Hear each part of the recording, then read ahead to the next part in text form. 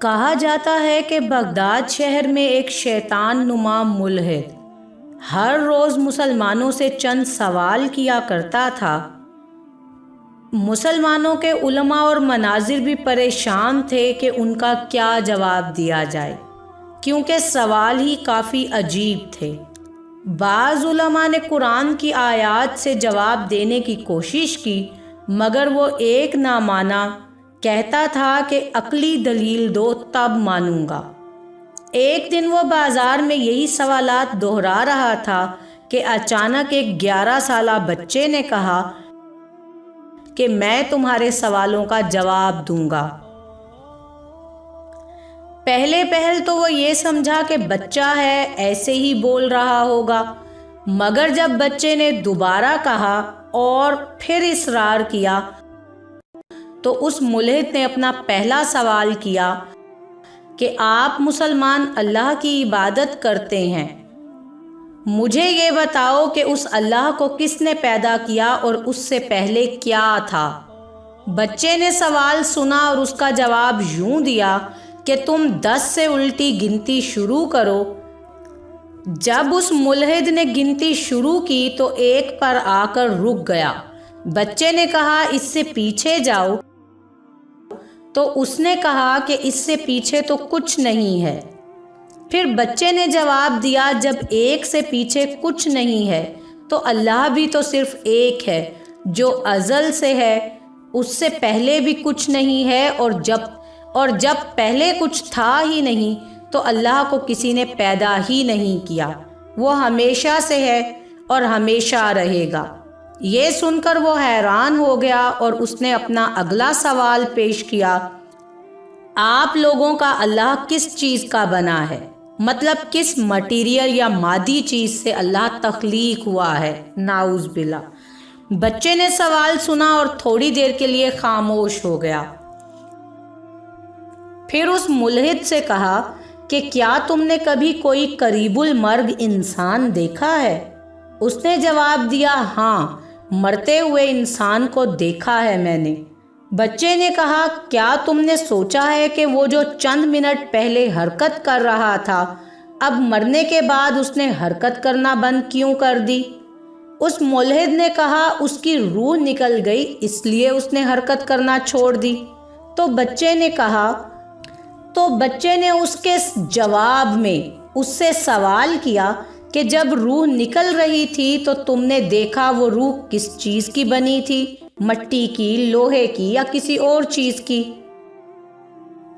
تو ملحد نے جواب دیا کہ میں روح کو نہیں دیکھ سکتا، تو کیسے بتا سکتا ہوں کہ وہ کس چیز کی بنی ہے؟ پھر بچے نے کہا جب تم روح کو نہیں دیکھ سکتے اور یہ نہیں بتا سکتے کہ روح کس چیز کی بنی ہے، مگر پھر بھی تم مانتے ہو کہ روح ہے، تو پھر تم کس طرح روح کے پیدا کرنے والے کے بارے میں سوال کر رہے ہو کہ وہ کس چیز سے بنا ہے؟ یہ جواب سن کر ملحد تھوڑا پریشان ہو گیا۔ اس نے اپنا اگلا سوال کیا، آپ مسلمان کہتے ہو کہ اللہ دیکھتا ہے ہر طرف، تو وہ کیسے دیکھتا ہے اور ابھی وہ کدھر دیکھ رہا ہوگا؟ بچے نے اسے کہا کہ تم نے کبھی تاریک کمرے میں موم بتی یا شمع جلائی ہے؟ اس نے کہا جی ہاں۔ بچے نے پوچھا اس کی روشنی کس طرف ہوتی ہے؟ تو وہ شخص بولا ہر طرف، بلکہ وہ تو سارا کمرہ روشن کرتی ہے۔ پھر بچے نے کہا کہ اللہ آسمانوں اور زمینوں کا نور ہے، اسی طرح وہ بھی کائنات میں ہر طرف دیکھتا ہے۔ اس کے بعد اس نے اپنا اگلا سوال کیا، جنت میں انسان کو کھانے پینے کے باوجود بھی کوئی حاجت پیش نہ آئے گی، ایسا کیسے ممکن ہے؟ بچے نے کہا 9 ماہ تک ماں کے پیٹ میں بچہ کھاتا اور پیتا ہے، اسے کوئی حاجت پیش نہیں آتی، ویسے ہی جنت میں بھی پیش نہیں آئے گی، چاہے جتنا کھا لے۔ اللہ ان دونوں چیزوں پر قادر ہے۔ اب اس نے اپنا اگلا سوال کیا، آپ مسلمان کہتے ہو کہ جہنم میں جہنمیوں کو آگ سے عذاب اور تکلیف دی جائے گی، تو بھلا جن تو آگ کے بنے ہیں، ان پر کیا آگ کا اثر ہوگا؟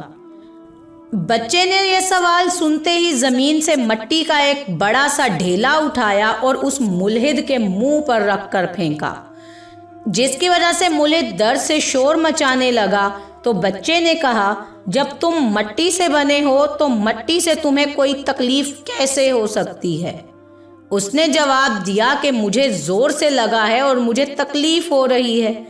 تب اس بچے نے کہا، جب تم مٹی سے بنے ہو اور مٹی سے تمہیں تکلیف بھی ہوئی تو ایسے ہی جنوں کو بھی آگ سے تکلیف ہوگی۔ یہ سارے جوابات سن کر مجمع میں موجود مسلمانوں نے اس بچے کو کاندھوں پر اٹھا لیا، اور اس طرح ایک ملحد کو اللہ نے ایک 11 سالہ بچے کے ہاتھوں ذلیل کروایا اور اس کے فتنے کو کچل ڈالا۔ کہا جاتا ہے یہ بچہ حضرت سیدنا امام جعفر صادق رحمۃ اللہ علیہ تھے۔